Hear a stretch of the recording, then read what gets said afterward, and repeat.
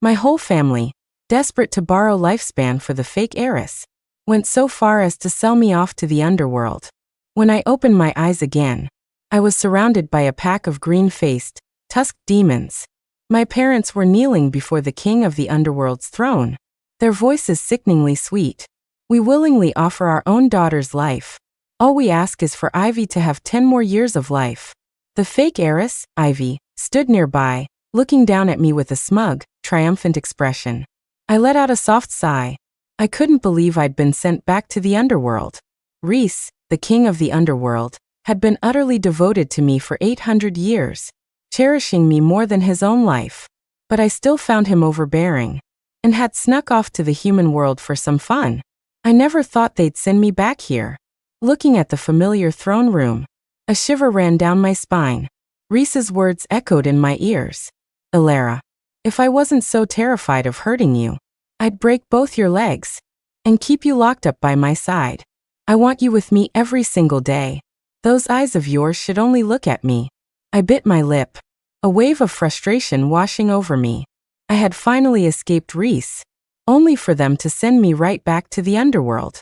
Ivy covered her mouth, giggling, then turned to the demons with a fawning smile. This sister of mine is a worthless piece of trash, but she's young and tender. I imagine she'd taste pretty good. Gentlemen, take a look. How many years of life can this trash get me? As the demons closed in, their saliva dripping onto my skin, I shuddered. Once, a demon had merely bowed to me incorrectly, and Reys had flown into a rage on the spot. He personally ripped out the demon's tongue and threw him into a cauldron of boiling oil. The demon suffered for 81 days, before Reys finally obliterated his near-lifeless soul, condemning him to never reincarnate. If he heard what Ivy dared to say about me, I didn't dare imagine. My voice trembled. Mom, Dad, you have to take me back. This borrowing life thing, it's impossible. Forget these minor demons. Even Reys can't just change someone's lifespan. Hearing me, my father instantly slapped me across the face. Insolence. How dare you speak the king of the underworld's name? Truly, an idiot is an idiot. Not half as clever as Ivy. He'd used all his strength. My cheeks swelled up, red and angry. A shocking sight. My mother also stared at me with disgust, her contempt practically dripping from her voice. If I'd known I was giving birth to such an idiot, I would have smothered you. You would have been fine as a country girl in some village. Why did you have to come to the capital to find us? All you do is bring us shame. Hearing their words, I trembled all over, almost crying as I begged them to stop. Reys was fiercely protective, especially when it came to me. He valued me more than his own life. If he heard these words, I couldn't even imagine how horrific my parents' fate would be. So I knelt on the ground, desperately kowtowing to them, begging them to listen. Mom, Dad, please listen to me. I'm your real daughter. How could I possibly harm you? Seeing me carrying on, one of the demons pulled out a soul whip, covered in barbs, and lashed it down on me. The pain that shot through my soul made me collapse, my face white as a sheet, unable to speak another word. My parents huddled together, starting to discuss how many years of Ivy's life they could trade me for. Having a daughter like Elara is a complete embarrassment. Luckily, the idiot is pretty. She should at least get Ivy 10 or 8 years, right? My father sized me up, his eyes glinting with a sinister light. It's a pity she's so stupid. I wonder if the king of the underworld will even agree to this deal. My mother looked at me with disdain, her tone sarcastic. Seeing my agony, Ivy's face filled with glee. Daddy, Mommy, don't you worry, the blackguard said. That young girls like this are not only nourishing to eat raw, but also make excellent slaves in hell. Hearing that name, I snapped my head up. The blackguard was one of Reys's most trusted enforcers. I struggled, spitting out a mouthful of blood. My voice shook. I know the blackguard. If he sees me, he'll definitely recognize me. The few figures exchanged glances, then burst out laughing. You, a mere mortal, think you're worthy of claiming to know our Lord Blackguard? The sneering tusked bailiff drew his soul whip and began lashing me with it, again and again. I was beaten until I trembled all over. my mouth full of blood, so weak I couldn't even speak. He hit me 30 or 40 times, nearly scattering my soul. Another bailiff started to panic. What if she really does know the Blackguard? If Lord Blackguard gets angry? The bailiff holding the soul whip also began to have doubts. Seeing them hesitate, Ivy immediately jumped in, assuring them confidently, "Sirs, my sister is the biggest liar you'll ever meet. Don't let her fool you. A common village girl raised in the countryside. How could she possibly know the noble Lord Blackguard?" My parents also beat their chests, guaranteeing it. Yes, Elara, this wretched girl, absolutely could not know the Blackguard. Hearing them say this, the two bailiffs relaxed. But then, feeling foolish for having believed me so easily, they slapped me several times to vent their anger. The bailiff's strength was extraordinary. They knocked out all my teeth. The taste of blood filled my mouth, and my head grew fuzzy. I trembled on the ground in pain, only able to let out low whimpers. After they were done beating me, still not satisfied, they dragged me like a dead dog to the edge of the river of oblivion. Then, with a vicious look, one of them grabbed my neck and shoved my head into the river. The suffocating feeling overwhelmed me. I couldn't breathe, only able to struggle weakly. It wasn't until the brink of death that I was pulled out. My face was swollen from the water. I gasped for air, and then I heard the familiar, eerie sound of funeral horns. It was the Blackguard. Hope surged in my heart again. As long as the Blackguard saw me, he would surely recognize me. A black mist slowly drifted over, topped with that familiar tall, official-looking hat. Is this the new offering? Has she been inspected? I used all my strength to lift my head, my voice hoarse. Fing. Yes, Fing. That was the Blackguard's real name. In the entire underworld, only Reys and I could call him that directly. But just as the words left my mouth, Ivy swung a spiked club, crashing it down on the back of my head. How dare you speak Lord Blackguard's name? You wretch! A bailiff also shoved the soul whip viciously into my mouth. The barbs on the whip pierced my gums and tongue. The pain was so intense I couldn't speak. Tears and blood streamed down my face. The other bailiff hurried forward, kneeling respectfully before the Blackguard. My lord, she has been inspected. She's young and suitable. Just the offering we need. The Blackguard gave a faint then looked over with some confusion. I thought I heard someone call my name just now. Ivy stepped in front of me, her voice fawning. It was the offering. She somehow found out your name and was shouting it randomly. My parents quickly chimed in. Yes, that idiot was just babbling.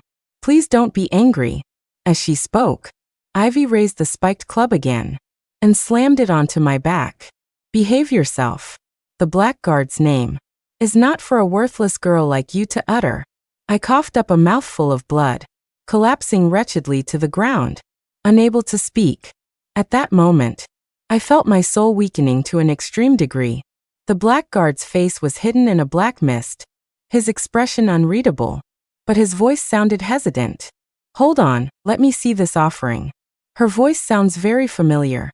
Ivy squatted down, grabbed my hair, and yanked my head up.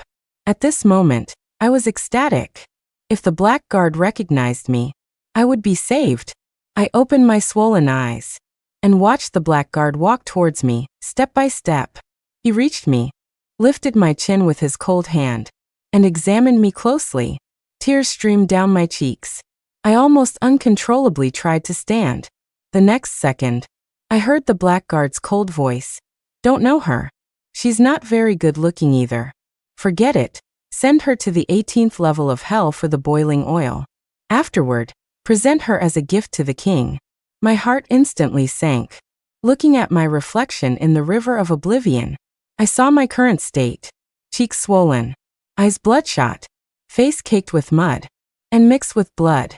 And I, usually so well cared for by Reys, was naturally unrecognizable to the Blackguard now. As soon as the Blackguard finished speaking, the bailiff beside him kicked me hard. A lowly offering. Don't dirty the Lord Blackguard's hands. Before I could react, a sharp pain shot through my chest, and I was kicked heavily to the ground, my throat full of blood. Another bailiff brought down the soul whip, beating me until I was drenched in blood. In the end, my clothes were soaked through with blood, and I was utterly weak. Seeing I was no longer struggling, the two bailiffs dragged me into the 18th level of hell. Before me was a steaming, boiling cauldron of oil. The boiling oil was a cruel punishment in the 18th level of hell, usually reserved for souls who had committed grave sins. But I was currently a living soul, my lifespan not yet over. Once thrown into the boiling oil, the suffering would be 1,000 times worse. And once subjected to the oil punishment, there was no chance of reincarnation.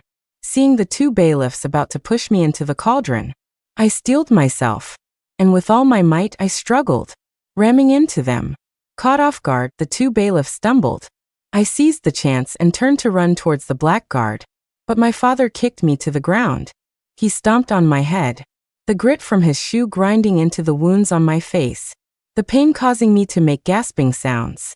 My father used all his strength, as if wanting to crush my head.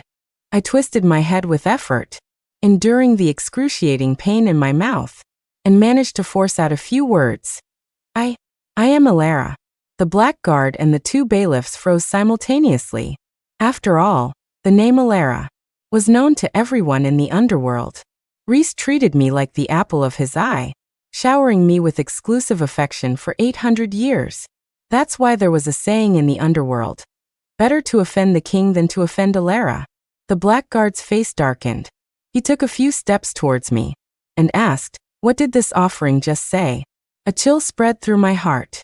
Words I had spoken through excruciating pain, and the blackguard hadn't even heard them clearly. And though the two bailiffs had heard, they clearly didn't believe me. Ivy stomped hard on my arm from behind, making me cry out in pain, unable to speak. She took a few steps forward, smiling fawningly. "It's nothing." She said she doesn't want to go into the boiling oil. "But now that we're here, on your territory, my lord, it's naturally not up to this wretch." The blackguard frowned, seeming somewhat doubtful. The two bailiffs quickly restrained me and carried me to the edge of the cauldron. Just as I was about to be pushed in, the blackguard suddenly seemed to realize something. He raised his hand and ordered, "Wait." Hope flared in me again. Had he finally recognized me? The bailiffs froze, all turning to look at the blackguard. But he was frowning, looking at Ivy. "You look a lot like someone. Clean yourself up and come with me to see the king." Ivy's face lit up with joy. Her eyes filled with unconcealable triumph. She shot me a contemptuous glance, then turned and followed the blackguard away. Watching the blackguard disappear into the mist, I fell into complete despair. My parents bowed and scraped as they saw them off, then celebrated with delight. "If Ivy catches the king's eye, we'll have endless life and riches." And at that moment, I was being pushed into the cauldron of boiling oil. My parents didn't spare their own daughter a single glance. It was then that I truly felt the heart-wrenching, bone-deep pain of a mortal. So this is what it felt like to be unloved. Tears fell, instantly vaporized by the cauldron's intense heat. The two bailiffs gave a hard shove, and I fell completely into the scalding oil. My piercing screams instantly echoed through the 18th level of hell. The wounds on my skin were seared open, a layer of skin instantly sloughing off. The bright red flesh was continuously burned away by the hot oil. That bone-chilling pain made my whole body tremble uncontrollably. "Ah!" The two bailiffs sneered and poured crushed glass down my throat. "You dare impersonate Our Lady? You think you're worthy? Our Lady Elara is of pure blood and noble status. Not someone a lowly mortal like you can impersonate. Go on, scream now. Let's see you make noise now." With crushed glass forced down my throat, I could no longer make a sound, only able to helplessly swallow mouthfuls of blood. My soul, tortured, grew weaker and weaker. I was about to lose consciousness. Just then, the gates of the 18th level of hell opened, and an oppressive aura, unique to the king of the underworld, filled the air. The white guard's sharp voice cried out, "His Majesty the King arrives." And Reys flew in, his face urgent, his voice sharp. "What are you doing?" Reys's aura was overwhelming. The bailiffs and my parents instantly fell to their knees, their heads bowed low. Only I, in the boiling oil, let out a faint gasp. "Reys? Is that Reys?" A wave of relief washed over me. He was here.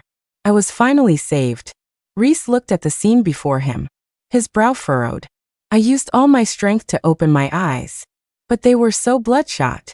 I could only manage a narrow slit. Seeing Reys's expression, I knew he was angry. We had been together for 800 years. I knew him best. The two bailiffs were already trembling uncontrollably. They knelt on the ground, their voices shaking. Why, Your Majesty, this mortal, to extend her sister's life, voluntarily entered the boiling oil. My parents, their faces pale, knelt and bobbed their heads in agreement. Yes, yes, my daughter, to extend her sister's life, sacrificed herself willingly. Hearing their words, my heart filled with grief and fury. It was them. They had forcibly brought me here to extend Ivy's life. The pain racked my body. A silent tear fell. I was covered in blood, my skin flayed, almost a skinless, bloody figure. Reys looked at me, and even he found the sight horrific. He waved his hand, and a spiritual force pulled me from the cauldron, then gently placed me on the ground. Though this method of sacrifice existed in the past, Elara found it too cruel. I have already expressly forbidden it. Why was this girl still allowed to enter the boiling oil? Reys no longer looked at me, but sternly questioned the two bailiffs. He was usually aloof and distant. Only when he mentioned the name Elara did his tone soften. My soul was battered and broken. I lay helplessly on the ground, unable to even speak. But my heart was screaming. I am Elara. I'm right in front of you. And you don't recognize me. Tears streamed down my face, but I couldn't even make a sound of crying. The two bailiffs were so scared by Reys they trembled all over, stammering out a plea for mercy. Why, Your Majesty, it was Lord Blackguard who told us to do this. Reys's frown deepened. He immediately sent a message summoning the Blackguard. The sound of funeral horns echoed as a black mist slowly drifted in, followed by a coy-looking Ivy. Before Reys could even question him, the Blackguard proactively knelt before Reys, his voice excited. Lady Elara snuck off to the human world for some fun, and I actually managed to find her. Reys's pupils constricted sharply. Time flowed differently in the underworld and the human world. I had spent 20 years in the human world, but only a few hours had passed in the underworld. Even Reys hadn't realized. I had slipped away to the human realm. The Blackguard pushed Ivy in front of Reys, his tone certain. Look, she bears a 9/10 resemblance to Lady Elara. Her birth date is also identical. It must be her. Reys, forgetting to question the life extension matter, stepped forward eagerly to examine Ivy. He carefully studied Ivy's eyebrows, eyes, cheeks, nose, and lips. Though her features were indeed very similar to Elara's, the more he looked, the more disappointed he became. Then Reys waved his hand dismissively in disappointment. She is not my Elara. He was about to push Ivy away. Ivy's eyes darted around. Unwilling to lose such a golden opportunity, she bit her lip, then swayed weakly, falling into Reys's arms. Reys, his expression indifferent, was about to sidestep her, but in the next second, he saw a butterfly birthmark on Ivy's wrist. This was Elara's unique birthmark. He would recognize it even if she were ashes. Reys, stunned, caught Ivy in his arms. His expression was full of remorse. As he began to apologize, I'm sorry, Elara. I didn't recognize you just now. Thank goodness for this birthmark. Held in Reys's embrace, Ivy blushed, her voice coy. It's okay. Hearing her coy tone, Reys frowned, feeling something was off. But the birthmark on her wrist couldn't lie. It was indeed a butterfly, poised for flight, identical to the birthmark he remembered on Elara. So Reys suppressed the unease in his heart, his tone gentle. Let's go, Elara. The blood reek in this hell is too strong. It's not good for you. Ivy nodded obediently and followed him out. Watching their figures recede into the distance, a wave of despair washed over me. Reys had sworn that no matter what I became, he would recognize me. I gathered all my strength. The crushed glass in my throat, mixed with blood, still allowed me to cry out. Reys, save me. I risked it all, gambling on the chance of having my soul torn, hoping Reys would hear me. My father kicked me straight in the head. cursing, "Behave yourself. Don't ruin Ivy's good fortune."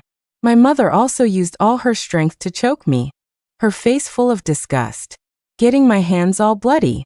Disgusting. I was being choked, struggling to breathe, unable to utter another word. They held me down firmly, while simultaneously fawning over the bailiffs. "Sirs, what do you think? Should we continue throwing this piece of trash into the oil?"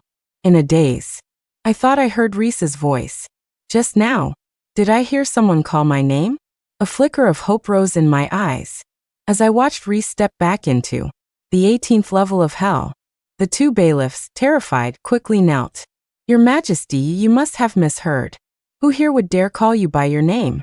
I wanted to call out to him again, but my mother was choking me so hard I couldn't breathe.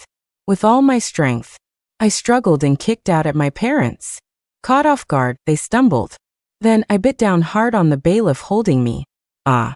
He screamed in pain, but I bit harder and harder, until I nearly severed the bailiff's hand. Seizing the moment, I scrambled on all fours towards Reys. Reys frowned.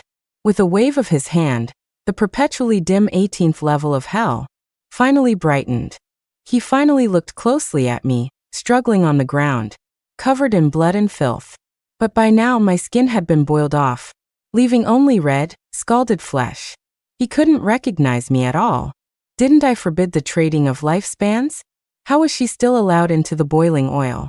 When Elara sees such a cruel scene, she'll be heartbroken again. Reys pointed at me on the ground, his tone harsh as he questioned the blackguard. Tears of emotion streamed down my face. It was wonderful. Reys had finally noticed me. I had a chance of being saved. But why was my soul growing weaker? As if I was about to lose consciousness?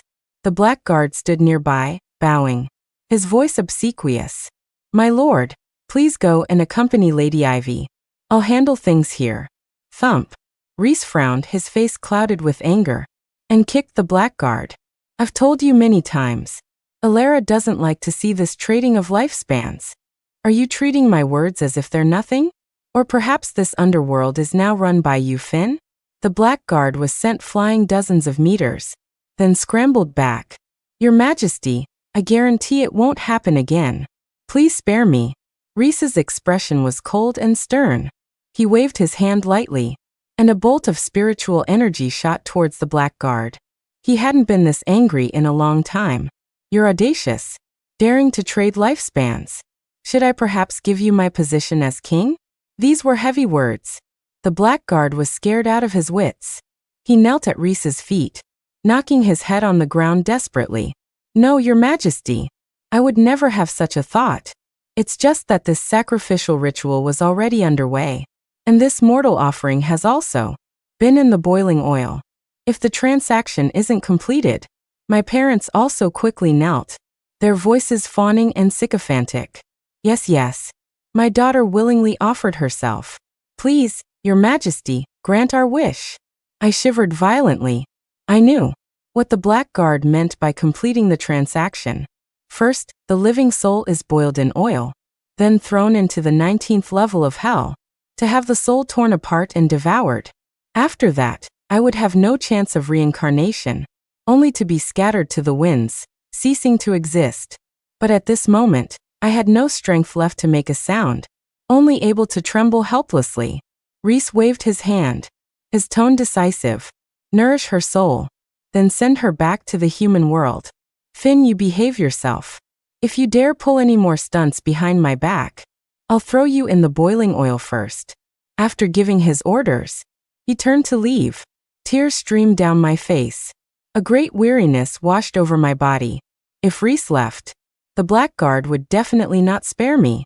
I forced myself to stay awake, trying to make a sound to get Reys's attention, but the crushed glass lodged in my throat made every breath feel like being cut by a knife.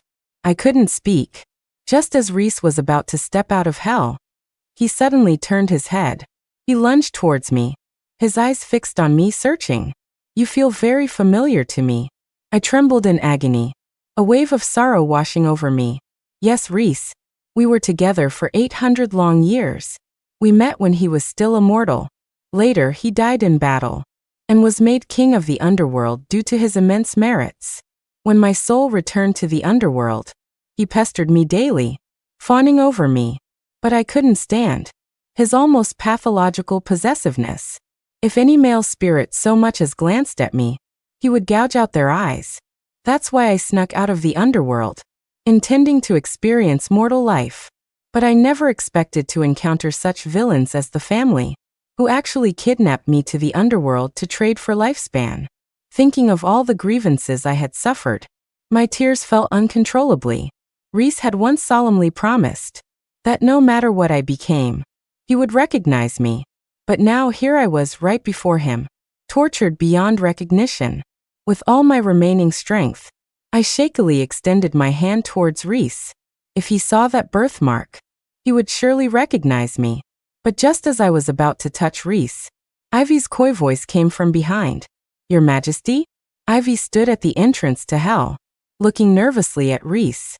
Hearing Ivy's voice, Reys frowned slightly and was about to turn. In that critical moment, my blood-soaked hand finally clutched Reys's robe.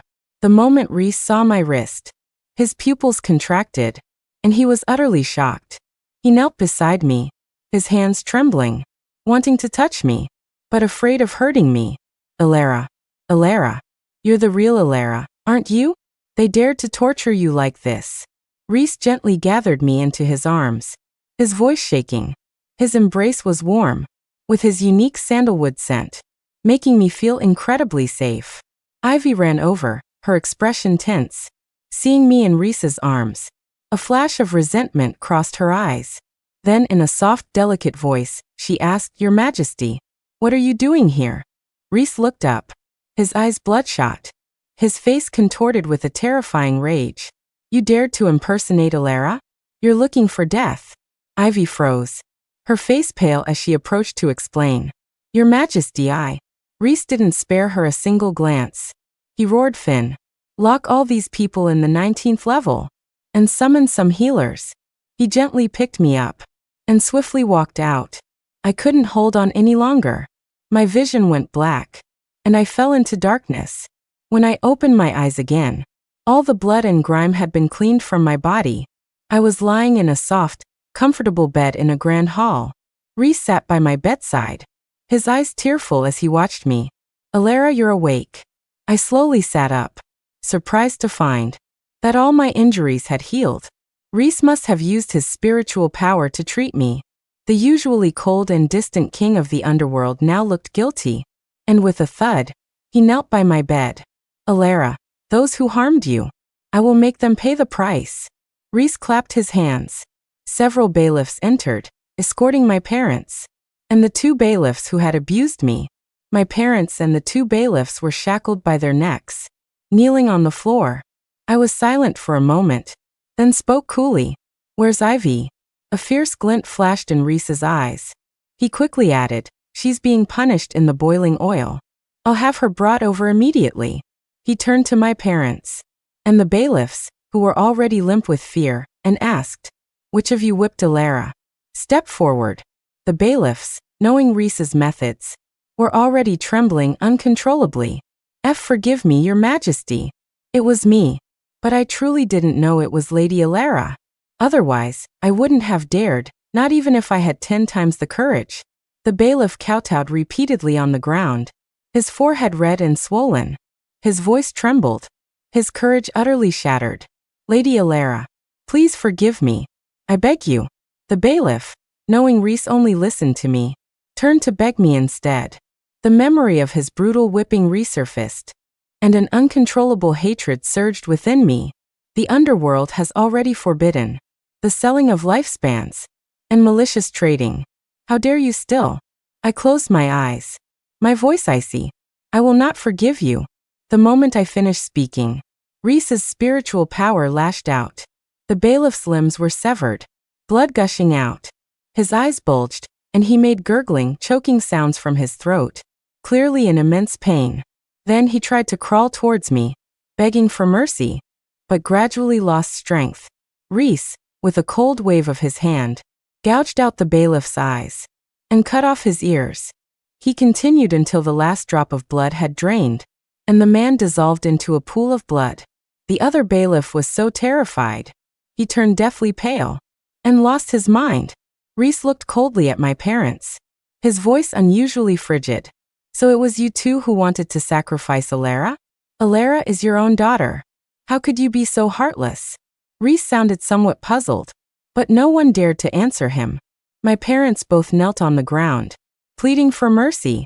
Elara, Elara, we were wrong. Please let us go. We are your biological parents. Just spare us this once. I shook my head.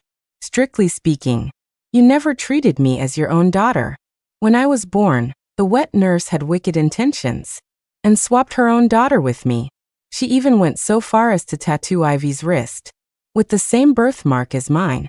I lived in the countryside for over a decade before you brought me back to the capital. But the first thing you did was sell me to the underworld to trade for Ivy's lifespan. Do people like you even deserve to be parents?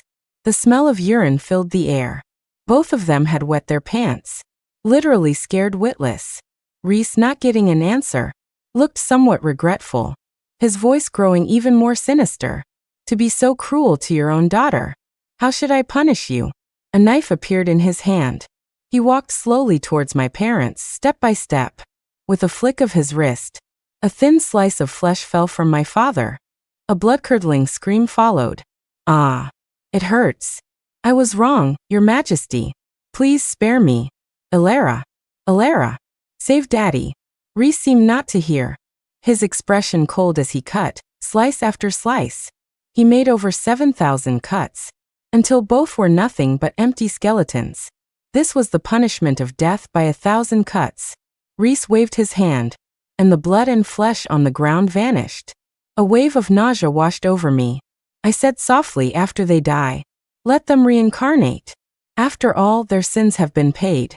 Reys paused, then carefully tucked me in, sighing, Elara, you are still too soft-hearted.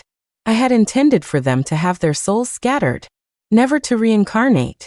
A tear fell from the corner of my eye, a complicated feeling stirring within me. Forget it. Let them reincarnate. A few days later, Reys took me to the 19th level of hell. Ivy was being tortured there. Her limbs had been amputated, and tens of thousands of ants and insects were placed on her body. These creatures were relentlessly gnawing at the newly grown flesh on her wounds. Ivy was clearly in unbearable agony, her wails echoing through the 19th level. Upon seeing me, Ivy cried and begged for mercy. Sister, I was wrong. It was all my fault. I shouldn't have stolen your identity or encouraged Mom and Dad to sell you for lifespan. I was possessed. It's all my fault. Please forgive me. Forgive me.